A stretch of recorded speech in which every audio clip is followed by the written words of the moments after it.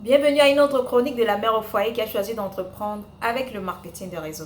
Alors, à travers cette vidéo, je vais te partager un peu mon parcours de perte de poids.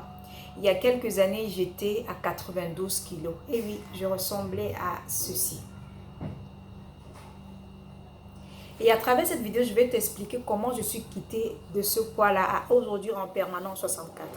Alors, je vais surtout t'expliquer qu'est-ce qu'il ne faut pas faire. Lorsque tu t'engages à pouvoir perdre de poids, qu'est-ce que tu devrais considérer avant d'entrer dans le processus véritable.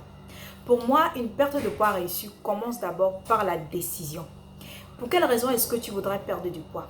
Je sais que parmi des nombreuses raisons, il y a surtout ce que j'appelle des mauvaises raisons. Parmi ce que j'appelle des mauvaises raisons, il y a par exemple le désir d'appartenir à un groupe. Tu ne vas pas perdre du poids parce que tu veux appartenir à un groupe, tu veux faire comme.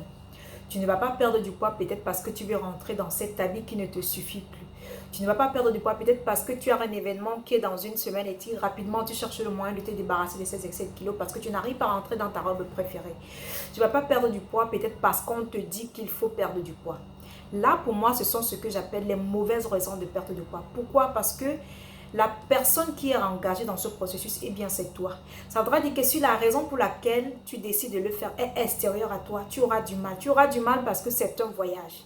C'est un voyage qui ne démarre véritablement que le jour où tu as pris conscience qu'il faudrait que tu le fasses pour tes véritables raisons et que tu t'engages à pouvoir suivre un processus. Quand je parle de suivre un processus, tu dois savoir que perdre de poids, il ne s'agit pas seulement pour toi de monter sur la balance et de te rendre compte que ton poids il a diminué.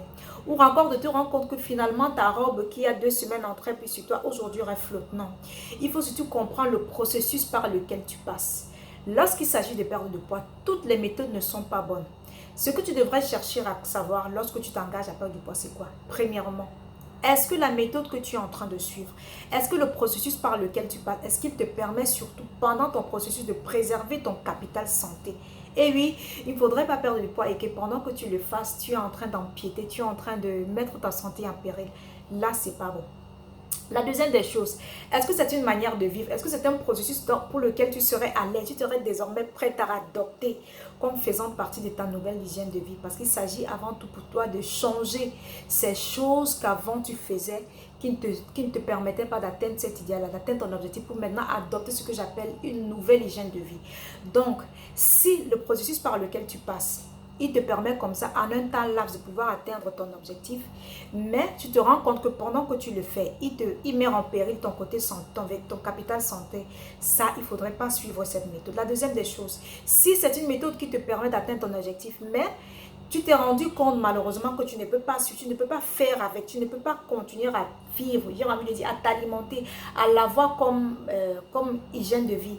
Ça, c'est également, ça voudrait dire que cette méthode-là n'est pas bonne pour toi. Et oui, parce qu'avant tout, il s'agit pour toi de changer tes habitudes, de comprendre que les habitudes que tu avais avant ne t'étaient pas favorables pour désormais adopter celles qui désormais feront partie de ton processus. Parce que si tu perds du poids, tu vas te battre pour le reste de ta vie afin de pouvoir le maintenir. Et tu ne pourras véritablement le garder que si tu as compris la formule. Tu dois aussi savoir qu'on n'aura pas les mêmes résultats parce que nous ne sommes pas tous pareils. C'est pour cela que pendant ton processus, évite de comparer ton parcours à celui d'une tierce personne. Même si vous êtes en train de suivre le même parcours, vous avez les mêmes habitudes alimentaires que vous avez adoptées, même si vous avez commencé au même moment, sache que ce qui va se passer dans ton corps n'est pas ce qui va se passer à elle. Parce que vous n'avez pas la même historique alimentaire, parce que vous n'êtes pas constitué de la même manière. Donc, apprécie ton parcours. Cherche une méthode qui, pendant le processus, ne va pas mettre en péril ton côté santé. Et de deux, que tu seras à l'aise à l'idée de l'adopter. Parce qu'il s'agit finalement de pouvoir connaître la formule qui te permet de quitter d'où tu es vers là où tu voudrais aller. Et ainsi, à chaque fois que tu sentiras le besoin, parce que tu as un peu, la vie est arrivée et tu as un peu dégringolé, tu as un peu excédé, tu sauras donc j'applique juste cette formule et elle permettra à chaque fois, elle me permettra à chaque fois de rentrer dans ma, j'ai envie de dire, ma zone de sécurité, appelons ainsi. Allez, n'oublie pas de t'abonner et surtout de partager cette vidéo avec une amie, avec une collègue, avec une parente qui tu sais actuellement est en train de chercher un moyen pour elle pour perdre du poids efficace. Et on se retrouve dans la prochaine vidéo où je partagerai avec toi mon parcours. Comment je suis quittée de 92 à aujourd'hui à 64 kg en permanence. Bonne journée. N'oublie pas de t'abonner si tu ne fais pas encore partie de la famille.